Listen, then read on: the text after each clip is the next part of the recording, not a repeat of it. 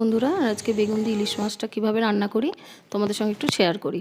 আর আমি খুব ইজি এবং তাড়াতাড়ি করে রান্না করি, তোমরা দেখতেই পাও। খুব রান্নাটা আমার খুব সহজভাবে করে ফেলি যে কোনো মাছের ঝোল। আষ্টে গন্ধও করবে না কিন্তু।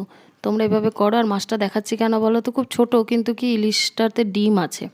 ডিম ইলিশটাই তোমাদের দেখালাম যে ডিম আছে, দেখো কত ছোট মাছে। আর এটা জিরে বেটে নিয়েছি, একটু মশলা দেব। জিরে বাটাটা আমি শিলনোড়াতে বেটেছি।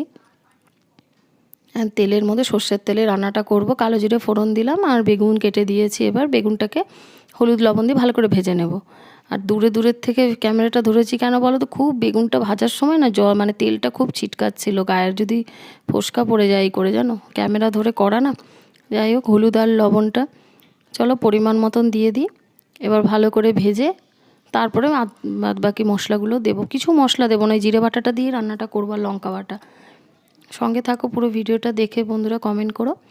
আর চলো এবার ভালো করে মাছটাকে একটু হলুদ লবণ মাখিয়ে নিলাম।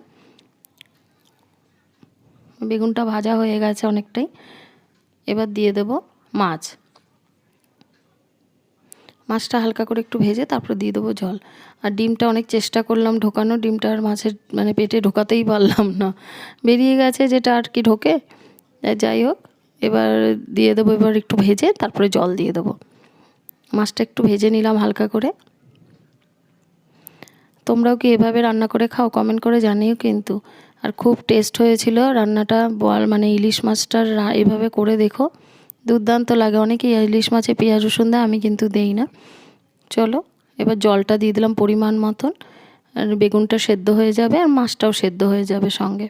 আর একটু লঙ্কা বাটা দেবো, যে যেমন ঝাল খাও সেটাই দেবে। আমি একটা গোটা লঙ্কাও দিয়েছি, ঝালের পরিমাণ যদি কম হয় তাহলে একটু ডলে নিতে পারবো।